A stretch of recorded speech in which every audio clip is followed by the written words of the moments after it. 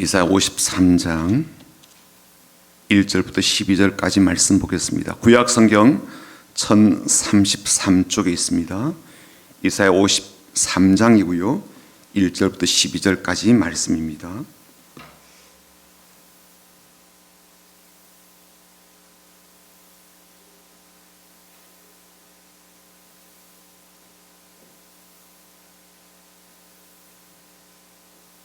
성경을 펼쳐놓고 같이 읽어보시길 바랍니다. 이사야 53장 1절부터 12절까지 말씀 우리 같이 읽겠습니다. 우리가 전한 것을 누가 믿었느냐? 여호와의 팔이 누구에게 나타났느냐? 그는 주 앞에서 자라나기를 연한 순 같고 마른 땅에서 나온 뿌리 같아서 고운 모양도 없고 풍채도 없은즉 우리가 보기에 흠모할 만한 아름다운 것이 없도다. 그는 멸시를 받아 사람들에게 버림받았으며 간고를 많이 겪었으며 질고를 아는 자라 마치 사람들이 그에게서 얼굴을 가리는 것 같이 멸시를 당하였고 우리도 그를 귀히 여기지 아니하였도다. 그는 실로 우리의 질고를 지고 우리의 슬픔을 당하였거늘 우리는 생각하기를 그는 징벌을 받아 하나님께 맞으며 고난을 당한다 하였노라. 그가 찔림은 우리의 허물 때문이요 그가 상함은 우리의 죄악 때문이라. 그가 징계를 받음으로 우리는 평화를 누리고 그가 채찍에 맞음으로 우리는 나음을 받았도다. 우리는 다 양 같아서 그릇 행하여 각기 제 길로 갔거늘 여호와께서는 우리 모두의 죄악을 그에게 담당시키셨도다. 그가 곤욕을 당하여 괴로울 때에도 그의 입을 열지 아니하였으며 마치 도수장으로 끌려가는 어린 양과 털 깎는 자 앞에서 잠잠한 양같이 그의 입을 열지 아니하였도다. 그는 곤욕과 진문을 당하고 끌려갔으나 그 세대 중에 누가 생각하기를 그가 살아있는 자들의 땅에서 끊어짐은 마땅히 형벌받을 내 백성의 허물 때문이라 하였으리요. 그는 강포를 행하지 아니하였고 그의 입에 거짓이 없었으나 그의 무덤이 악인들과 함께 있었으며 그가 죽은 후에 부자와 함께 있었도다. 여호와께서 그에게 상함을 받게 하시기를 원하사 질고를 당하게 하셨은즉 그의 영혼을 속건 제물로 드리기에 이르면 그가 씨를 보게 되며 그의 날은 길 것이요 또 그의 손으로 여호와께서 기뻐하시는 뜻을 성취하리로다. 그가 자기 영혼에 수고한 것을 보고 만족하게 여길 것이라. 나의 의로운 종이 자기 지식으로 많은 사람을 의롭게 하며 또 그들의 죄악을 친히 담당하리로다. 그러므로 내가 그에게 존귀한 자와 함께 몫을 받게 하며 강한 자와 함께 탈취한 것을 나누게 하리니 이는 그가 자기 영혼을 버려 사망에 이르게 하며 범죄자 중 하나로 헤아림을 받았음이니라. 그러나 그가 많은 사람의 죄를 담당하며 범죄자를 위하여 기도하였느니라. 아멘. 요 며칠 사이에 벚꽃이 얼마나 화려하게 피고 아름답게 폈는지 모릅니다. 뭐 황홀하다 그런 생각이 들고 넋을 잃을 정도다 그렇게 느껴지기도 합니다. 코로나가 잠잠한 시기를 막 지나고 좀 더 마음껏 누리지 못한 그런 꽃 구경을 하게 되어서 더욱더 그런 느낌이 드는 것 같습니다. 하지만 또 꽃을 보다 보면 또 금방 떨어지니까요. 한편 아쉽다 그런 생각이 드는데 저는 꽃을 볼 때마다 인생을 좀 떠올리게 됩니다. 꽃을 통해서 인생의 어떤 축소판 같은 것을 보게 되는데요. 피는 때가 있는가 하면 지는 때가 있기도 하고요. 또 지는 것도 참 아름답게 꽃비가 내리듯 그렇게 지지 않습니까? 우리의 삶도 그랬으면 좋겠다라는 그런 소망과 소원을 품게 됩니다. 사람이 꽃보다 못하지는 않지 않습니까? 그러니까 꽃보다 아름답고 또 꽃보다 귀하고 꽃보다 가치 있는 삶을 살도록 우리가 앞뒤 좌우로 보시면서 그렇게 축복하고 인사하고 격려하면 좋겠습니다. 앞뒤 좌우로 보시면서 주님의 이름으로 축복합니다라고 인사하겠습니다. 주님의 이름으로 축복합니다. 주님의 이름으로 축복합니다. 주님의 이름으로 축복합니다. 한 번 더 인사하겠습니다. 주님의 마음으로 사랑합니다. 사랑합니다. 사랑합니다. 사랑합니다. 우리 집에서 성경을 펴놓고 함께 예배를 드리고 있는 성민의 가족들을 사랑하고 또 그동안 못 보던 얼굴 김순자 권사님 오셨네요. 반가워요. 눈물이 납니다. 권사님.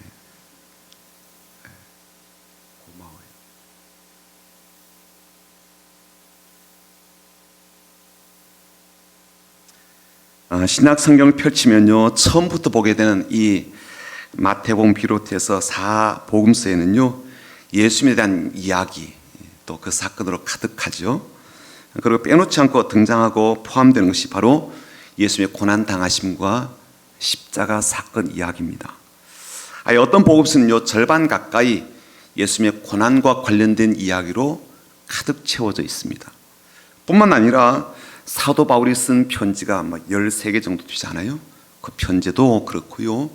또 사도들, 베드로 외에 사도들이 쓴 그 서신들을 보아도요, 십자가 반드시 언급되어 있고 신앙생활 혹은 교회 생활의 그 모든 모습에도 십자가를 근거해서 하도록 고면한 내용으로 담겨져 있죠.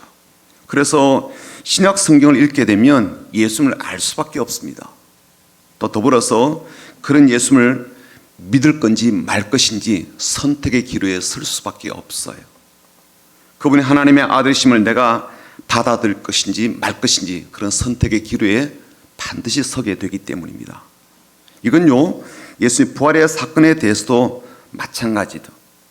예수님의 고난 당하심이든 십자가 사건이든 부활의 사건이든 그런 사건들을 우리가 성경을 통해서 읽게 되면 반드시 영적으로 뭔가 선택할 수밖에 없는 현실 가운데 서게 된다는 거죠.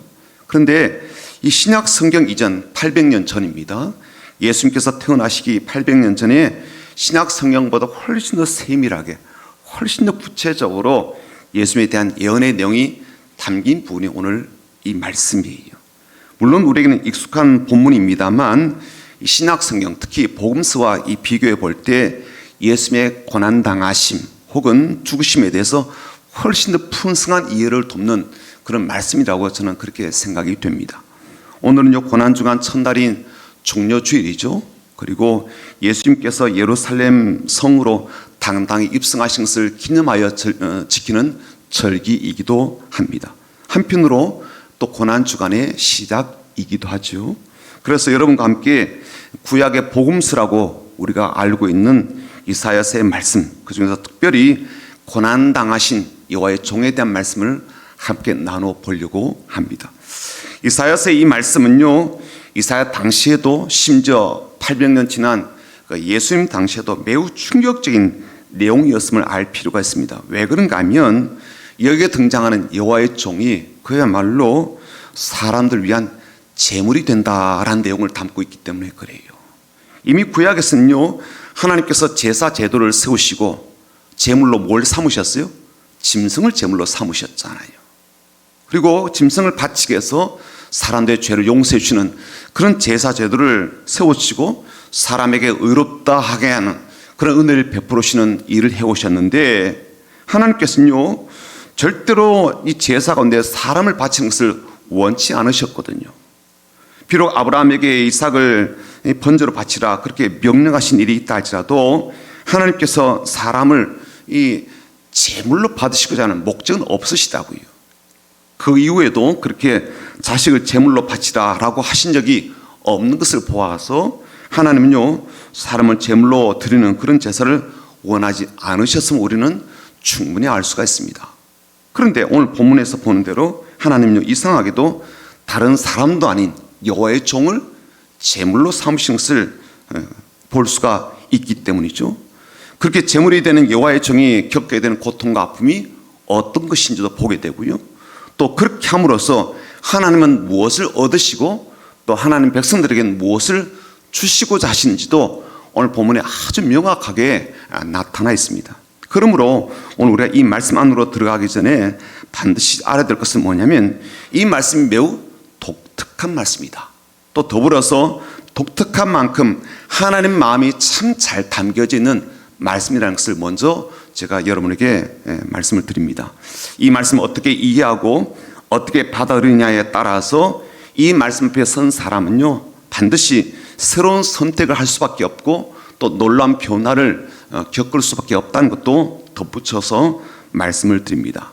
잘 아시는 대로요, 아프리카 이디오피아 이 궁중 대신이었죠. 국고를 맡았던 궁중 대신이 예루살렘으로 올라오는 이제 성지순례를 마치고 자기 이제 집으로 고향으로 돌아가는 그러한 중에 마차 안에서 오늘 우리가 읽었던 이 말씀을 읽게 되었습니다. 하지만 그는요, 이 내용을 잘 이해할 수가 없었어요. 그런데 그때 그곳으로 그 사람에게 하나님께서 보내신 사람이 있었으니 전도자 빌립이라는 사람이었죠. 이 빌립이요, 이 사람이 읽고 있던 말씀을 잘 풀어서 설명을 해 주었습니다. 그 말씀이 예수님에 대한 말씀인 것을 듣고 그 궁중 대신이 전도자 빌립에게 요청한 것이 있습니다. 물이 있는 곳에 이르렀을 때 내가 세례를 받겠습니다, 받고 싶습니다 라고 요청했고, 그 자리에서 전도자 빌립이 세례를 베푼 이야기가 사도행전에 나오고 있죠. 이 사람이 세례를 받고 엄청난 기쁨 속에 자기 나라로 돌아가게 되는데, 그 사람이 돌아가서 이디오피아 나라에 무슨 일이 벌어졌겠습니까? 아마 복음의 왕성한 확장들이 있었을 거예요. 그러므로 오늘 이 말씀이 그만큼 강력한 복음의 내용을 담고 있고, 이 말씀을 깨닫게 되면 우리의 삶에도 그런 결단과 결심이 있을 수밖에 없다라는 것을 전제하고 오늘 말씀을 좀 나눠보도록 하겠습니다. 우선 이 말씀을 시작하는 1절과 2절에서 보게 되면요, 여호와의 종의 정체성에 대해서 우리가 좀 볼 수가 있습니다. 1절에 이렇게 되어 있죠. 우리가 전한 것을 누가 믿었느냐. 그 다음 뭐라고 그랬어요? 여호와의 팔이 누구에게 나타났느냐. 여호와의 팔로 지금 표현하고 있거든요. 여호와의 팔로 표현된 하나님의 종은요, 힘, 권세, 능력, 권능의 존재인 것을 우리가 알 수가 있습니다. 성경에서는요, 하나님께서 여호와의 오른팔로 하나님 백성을 구원한다, 인도한다, 도와준다, 책임진다, 이런 표현들이 참 많이 나오거든요. 그런데 오늘 본문에 나오는 여호와의 종이 여호와의 팔일 뿐만 아니라 그런 팔과 같은 능력으로 이 땅의 수많은 사람들 앞에서 나타난다라고 되어 있습니다. 두 번째는요, 여호와의 종이 하나님 앞에서 자라난다라는 표현이 있습니다. 2절에 그렇게 되어 있거든요. 뭐라고 시작해요? 그는 주 앞에서 자라나기를. 말하자면 여호와의 종이 서 있는 자리가 어디예요? 여호와 앞, 하나님 앞이라는 거예요. 그가 날마다 살아가는 자리가 어디예요? 하나님 앞이라는 거예요. 그러니까 여호와의 종은요, 하나님만 바라보고 하나님만 생각하고 하나님 말씀을 듣고 그 앞에서 순종하는 걸음을 걷고 있구나라는 것을 우리가 충분히 알 수가 있다는 거예요. 그러한 걸음으로 살아내면서 성장하고 있다는 거예요. 자, 이 두 가지 말씀에서 우리는요, 여호와의 종으로 오신 예수님이 어떤 분이신지를 알 수가 있습니다. 비록 사람의 모습으로 오시고 또 어머니 아버지였던 마리아와 요셉의 그런 아들로 태어났지만 엄연히 하나님의 아들이시고 힘과 권능의 종이실 뿐만 아니라 하나님의 속성과 본질을 갖고 계신 분이라는 것을 깨달을 수가 있죠. 그러나 문제는요, 여호와의 종의 정체성과 속성과 본질이 사람들에게는 제대로 인식이 되지 못한다는 거예요. 예수님이 영적으로 그런 존재라는 것을, 하나님의 아들로 오신 그러한 분이라는 것을, 이 땅 가운데 구원자로 보냄받은 메시아라는 것을 사람들이 전혀 알지 못했다는 거예요. 예수님께서 여호와의 권능의 팔로 오신 분임을 수많은 사람은요, 꿈에 대해 생각하지 못했다는 것을 우리가 알게 됩니다. 이번에 성지 이제 순례를 다녀오면서 6일째 이제 갈릴리로 올라갔거든요. 나머지 이제 앞서서 도착한 곳은 예루살렘에서 지내면서 그곳 지역을 살펴보았는데, 6일째는 이제 북쪽으로 올라가서 갈릴리 지방을 이제 돌아보게 되었습니다. 그런데 가이드 목사님이 이런 설명을 해주는 거예요. 베드로가 활동하던 이 갈릴리 해변 가버나움이란 동네, 그리고 예수님께서 첫 번째 물을 포도주로 바꾸신 그 지방이 가나 지방이잖아요. 그 지역을 보게 되면요, 유적지를 파악해 본 결과 추정하기를 아마 인구가 최소한 2만 명은 넘었을 것이다, 그렇게 봐요. 굉장히 큰 도시죠. 2000년 전이니까. 반면에 예수님께서 자라나신 나사렛이라는 동네는요, 인구가 200명 좀 넘었을까? 뭐 그렇게 추정하더라고요. 그러니까 굉장히 비교가 되죠. 2만 명과 200명이니까.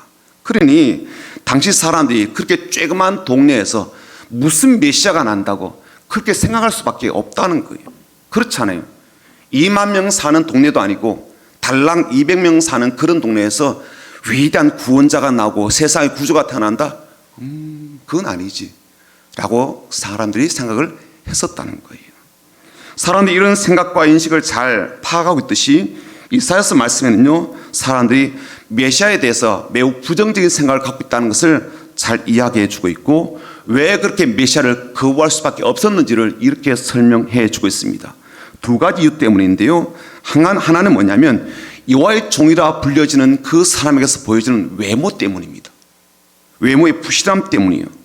여러분, 우리가요 사람을 볼 때 내면을 봐야 된다 그러지만 먼저 보여지는 부분이 뭐예요? 외모잖아요. 그렇죠? 외모. 뭐 외모를 본다고 해서 그냥 눈으로 보여지는 것만 보는 건 아니죠. 사람을 평가할 때 나름 그 풍기는 기품이라든지 인품이라든지 성품 이런 것 같이 살피게 되잖아요. 그런데 여호와의 종이신 예수님은요, 외모에서도 볼품이 없었을 뿐만 아니라 풍기는 품체도 그랬다는 거예요. 어떤 사람에게는요 함부로 대도 괜찮을 것 같은 그런 분위기의 사람이 있는가 하면, 어떤 사람에게는요 그렇게 대하면 안 될 것 같은 그런 기품 있는 사람도 있지 않습니까? 그런데 우리 주님에게서는요 그런 위상, 그런 기품, 그런 위엄이 전혀 없었다는 거예요. 2절이 바로 그런 말씀이거든요. 보십시오. 그는 주 앞에서 자라나기를 연한 순 같고 마른 땅에서 나온 뿌리 같아서 고운 모양도 없고 풍채도 없은즉 우리가 보기에 흠모할 만한 아름다운 것이 없도다. 은유로 표현한 것이지만요, 바싹 말라버린 땅에서 나온 싹 같다 이렇게 되어 있습니다. 여러분, 물기가 하나도 없는 땅에서 이 올라오는 싹을 한번 상상해 보십시오. 어떤 모양이겠습니까? 위풍당나무는 고사고 곧 말라 비틀어져서 죽을 것 같은 그런 모습이 겨려지지 않습니까? 사람들은요 주님에게서 그런 모습을 보았다는 거예요. 이건 단지 사람들이 교만해서가 그런 게 아니라 실제로 주님은 그렇게 보였다는 거예요. 누울 곳도 편히 쉴 곳도 없으신 그분에게서 과연 어떤 위엄을 느낄 수가 있겠습니까? 어떤 기품과 어떤 풍채를 느낄 수가 있었겠나 말이에요. 또 다른 한 가지는요, 그분이 겪고 있고 사는 삶에서 느껴지는 슬픔과 고통이었습니다. 3절 한번 볼까요? 3절. 사람들이 지금 보게 되는 모습이에요. 느껴지는 느낌인데 이렇습니다. 그는 멸시를 받아 사람들에게 버림받았으며 간고를 많이 겪었으며 질고를 아는 자라 마치 사람들이 그에게서 얼굴을 가리는 것 같이 멸시를 당하였고 우리도 그를 귀여기지 아니하였도다. 이 간고와 질고라는 말은요 우리가 잘 쓰지 않는 말인데 쉽게 말하자면 슬픔과 고통 그런 뜻입니다. 어떤 번역본에서는 아예 질병이다라고 번역한 데도 있어요. 그러니까 본문 그대로 이해를 하자면 여호와의 종 예수님은요 슬픔의 사람이었다는 거예요. 고통에 아주 친숙한 사람이었다 그런 뜻입니다. 성경에 예수님이요 질병으로 앓아누웠다라는 그런 말은 없습니다. 하지만 그분은 참 긍휼이 깊고 크셔서 아픈 사람들의 통증을 누구보다 더 잘 공감하셨다는 거죠. 같이 아파하셨다는 거예요. 그래서 그분의 얼굴에서는요 항상 슬픔이 보이는 거예요. 그분의 걸음에서는요 그 고통이 얼마나 깊게 배어있는지가 그야말로 고스란히 보여지게 된다는 거예요. 그래서 예수님요 고통을 달고 다니는 사람처럼 보였고 고립된 인생처럼 보여졌고요, 항상 아프고 항상 괴롭고 항상 슬픈 것처럼 그렇게 비춰졌다는 거예요. 이 말은 다른 의미로 풀어본다면 예수님은 스스로 자신조차도 감당치 못하고 자신도 보호하지 못하고 자신도 책임지지 못하는 사람처럼 그렇게 보여졌다 그런 뜻이에요. 그러니 다른 사람들이 뭐라고 말했습니까? 자기도 구원하지 못하고 자기도 돌보지 못하는 사람이 누구를 구원하고 누구를 책임진다고? 아이고 말도 안 되지. 그렇게 여겼다는 거예요. 그렇게 느꼈다는 거예요. 사람들에게 필요한 게 뭐예요? 안전이잖아요. 자기 실현, 자기 존중감, 사랑받는 것, 사람들이 그런 것을 많이 기대합니다. 그런데 예수님에게서는요 그런 것을 기대할 수가 없었다는 거예요. 슬픔 가운데 있는 그분에게 무슨 사랑을 기대할 수가 있겠습니까? 질고로 인한 고통을 겪고 있는 것처럼 보이는 예수님에게서 무슨 자기 실현, 안전, 평안 이런 것을 기대할 수가 있겠냐고요. 자신이나 잘 책임지고 자신이나 잘 챙기고 돌보라 그렇게 말하지 않겠어요? 예수님께서 십자가에 달리셨을 때도요, 많은 사람이 그렇게 이야기하지 않았습니까? 너 자신이나 구원해라. 그러면 우리가 한번 믿어볼 거나 뭐 이렇게 이야기했단 말이죠. 그러니 우리를 구원한다, 우리를 돌본다, 우리를 책임져 준다, 그러면 우리의 미래에 대해서 확실한 해결책이 되어주마, 그런다면 그 말들이 얼마나 허황하게 들렸겠냐고요. 결국 이 사람이 내린 결론이 뭐예요? 여호와의 종이라고 하는 저 사람은 말은 그렇게 할지라도 실제로는 하나님의 징계를 받고 하나님께로부터 매를 맞고 있는 것임에 분명해, 틀림이 없어, 그렇게 결론 내린 거예요. 자신이 여호와의 종이라 그렇게 말할지 몰라도 행색을 보고 외모를 보고 삶의 내용들을 들여다보니까 그 가운데 행태들을 종합해 본 결과 하나님께서 치신 게 아니면 왜 저렇게 살고 있지? 왜 저렇게 당하고 있을까? 왜 저런 꼴로 계속해서 살아가고 있을까? 그럴 수밖에 없었다는 거예요. 그래서 4절에 이렇게 말하죠. 4절 보십시오. 그는 실로 우리의 질고를 지고 우리의 슬픔을 당하였거늘 우리는 생각하기를 그는 징벌을 받아 하나님께 맞으며 고난을 당한다 하였노라. 자, 그런데요, 오늘 이 말씀에 놀란 반전이 있습니다. 여호와의 종이신 주님께서 그러실 수밖에 없는 이유가 있었어요. 그래 처절하게 고통을 겪고 슬픔을 당하며 심지어 고문과 채찍질을 당해야 됐던 이유가 있습니다. 5절입니다. 5절 볼까요? 같이 읽어보겠습니다. 5절입니다. 시작.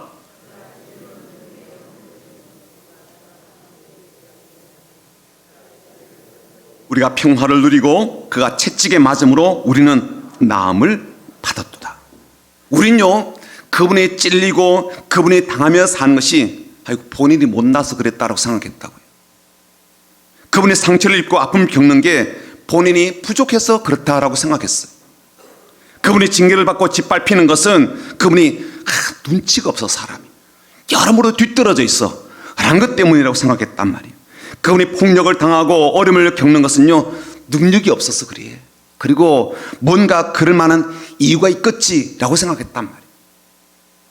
그분에게 일어나고 있는, 안고 살아가고 있는 모든 일들의 원인은 사회가 악해서도 그런 것도 아니고 주변인들의 문제 때문도 아니고 전적으로 본인이 갖고 있는 갖가지 문제 때문이다, 그렇게 여겼단 말이죠. 하지만 실은 그렇지 않았습니다. 그분이 그렇게 된 것, 그렇게 받아들인 것, 참아내며 감당하게 된 것은 모두 나 때문이고 우리 때문이라는 거예요. 우리의 허물 때문이고 우리의 죄악 때문이고 우리의 불안 때문이고 우리의 질병 때문이래요.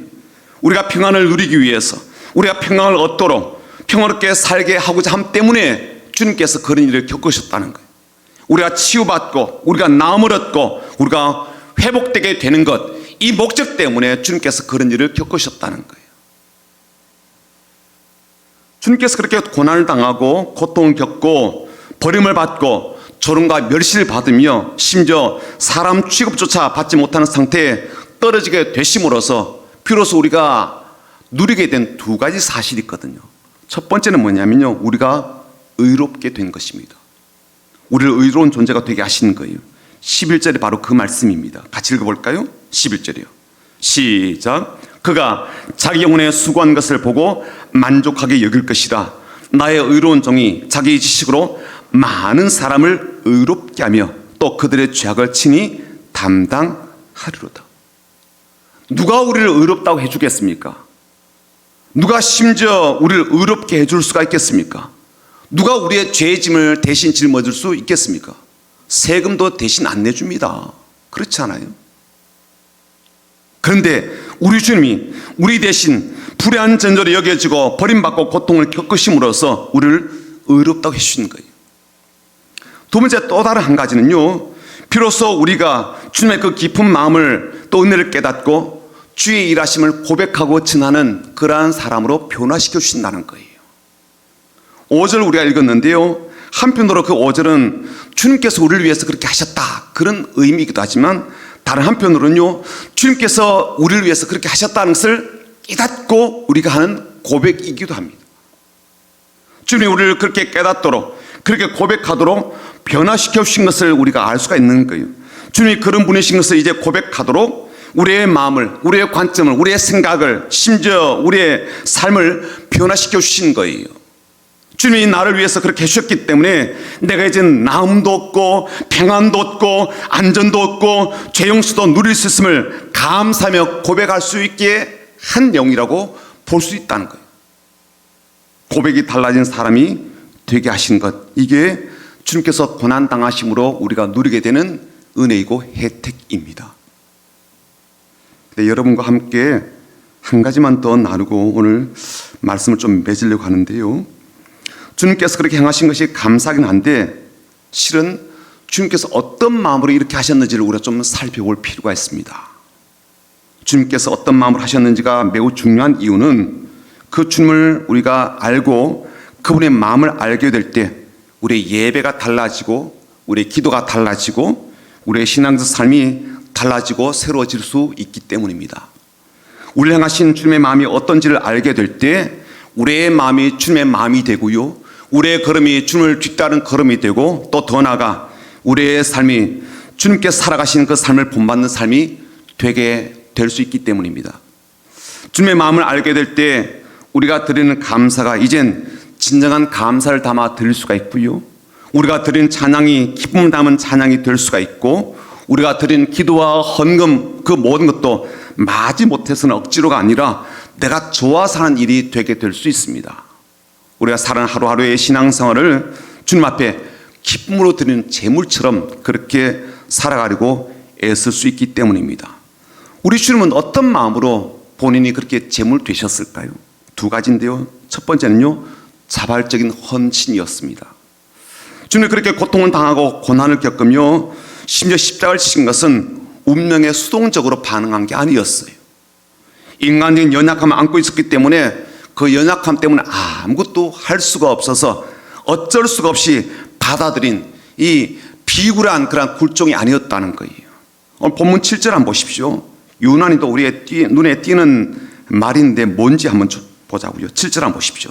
그가 곤욕을 당하여 괴로울 때도 그의 입을 열지 아니하였으며 마치 도수장으로 끌려가는 어린 양과 털 깎는 자 앞에서 잠잠한 양같이 그의 입을 열지 아니하였도다. 뭐가 반복되어서 나와요? 입을 열지 않았다. 입을 열지 않았다. 잠잠했단 말이죠. 침묵했단 말이에요. 이건 어떤 의미예요? 스스로 침묵하기를 결정하고 선택했다는 거예요. 고통으로 몸서리치며 소리를 막 지를 수도 있겠지만 그렇게 스스로 하지 않겠다고 꽉 참았다는 거예요. 내가 선택했다는 거예요.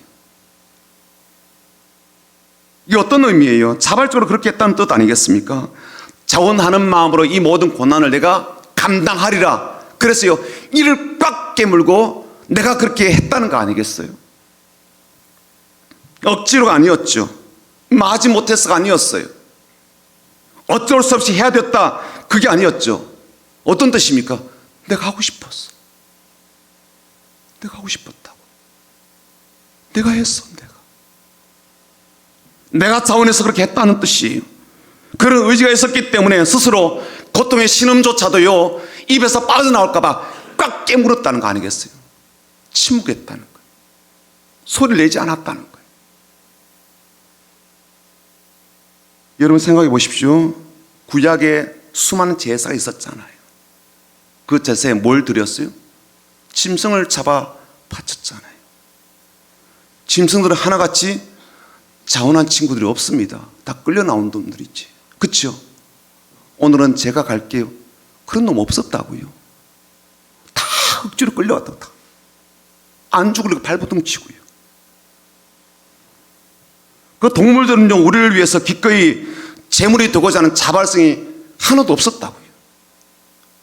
그런데 우리 주님은 기꺼이 우리를 위해서 스스로 자원하여 제물이 되셨습니다. 목숨을 빼앗긴 게 아니라 스스로 내어주셨다.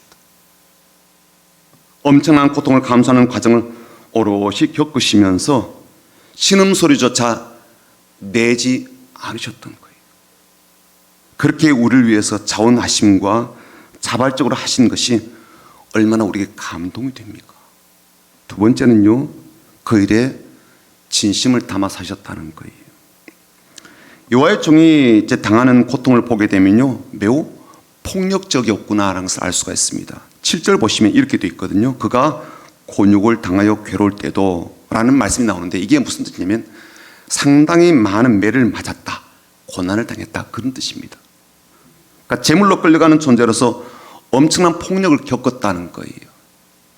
그런데 아무도 주님의 편을 들어주는 사람이 없습니다. 아무도 지지해 주지 않고요, 응원해 주지 않습니다. 오히려 멸시하고 조롱하죠.